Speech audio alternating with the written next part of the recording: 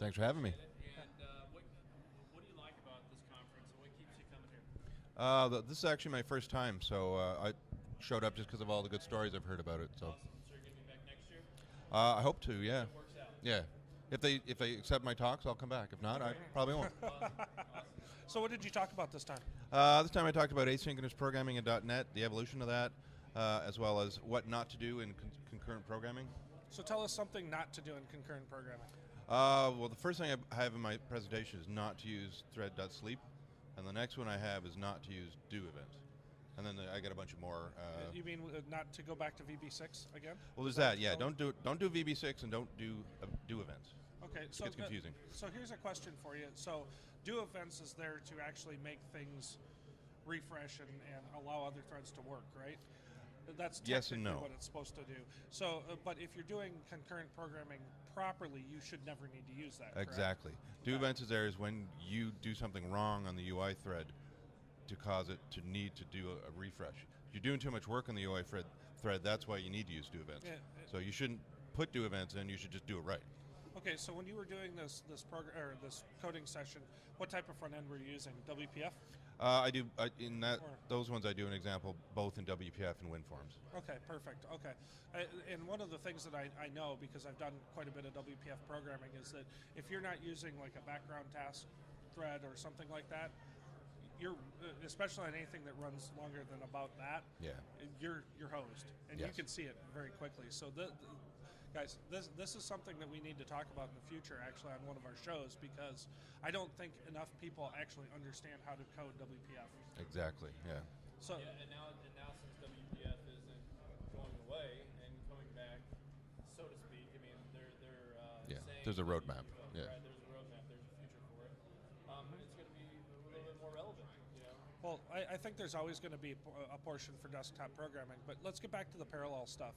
So, what have you seen in the evolution over the past couple of years in asynchronous or parallel programming, and what do you see in the future? The biggest thing, at least on the .NET side, and this is spilling out into other languages and other platforms, but the async await, where you can sequentially say, I want to do these operations, and some of them will be asynchronous and some of them won't, and it'll interleave them all for you. So you don't have to deal with things like managing exceptions across different callbacks. You don't have to do things like managing dispose across different callbacks, things like that. So that just makes it a lot easier. And in my async evolution of async talk, I show that. I show going from .NET 1.1 to 4.5 and what you'd have to do over the years, and how in my example, I go from about 300 lines of code to about 80. Yeah, it's amazingly different, just in one version of .NET. Oh yeah, Going from one to so much another. it gives you there. Yeah, I mean, we're talking about let's see, they introduced that in 4, right, or 4.5. 4.5. 4.5. So in 3.5 and 4, you're writing multiple procedures, right? Callback methods, processing methods, exception methods, yada yada yada, to one line of code. Yeah, there is actually a Percent. pack where you can download that and install it. I think it's a NuGet package now, Yep. but you can get that in 4 as well. If Yeah. you're still in 4, you can get the async await, but it was really introduced in 4.5. Yeah, but that's still huge, though, when you're looking at programming. I mean, people that were coding, say, 2.5 years ago had absolutely no way to do this without writing multiple Yeah. lines of code, multiple procedure methods and all these things, and all of a sudden they're down to one line of code, Yeah. and they're like, why didn't we think of that before? Yeah, exactly. Yeah, like in .NET 1.1, you couldn't do anonymous methods, so you actually had to have methods for all your callbacks. So you had a method if you got 4 callbacks, or for example, you're getting code from or getting text from a website, you got to go that into the callback and deal with that stuff. So those are all independent methods, and you have to deal with exceptions and disposal and all that way in those methods. Eventing, attaching, Yes, yes. everything, and it's a pain in the butt. Yeah. I've had to do it, and especially if you're reaching out to, say, a client that you don't have the source code for to event back or call back into your processes.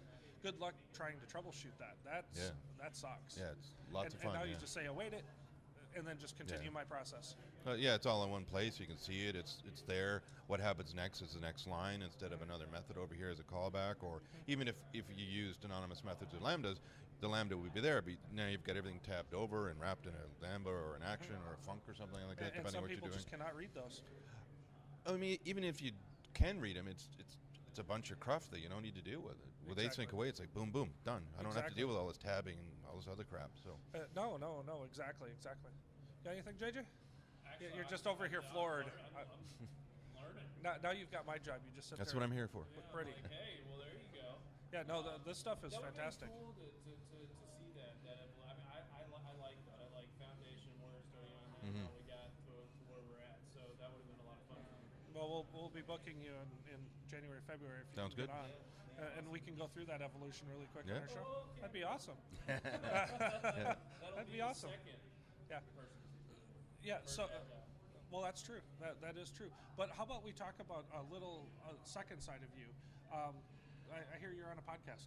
Yep, as well. I'm doing Deep Fried Bites, and we should be getting one of the podcasts out that I did a few weeks ago out soon, I think. I don't remember the exact date, but it should be soon. Okay, that's awesome. So everyone follow Deep Fried Bites as well, because the more podcasts that we get exposure to and whatnot, we're more into this whole let's share everything and get Yeah, everything one big out there family, get it because- all out there. Yeah, It's like open because- source podcasting.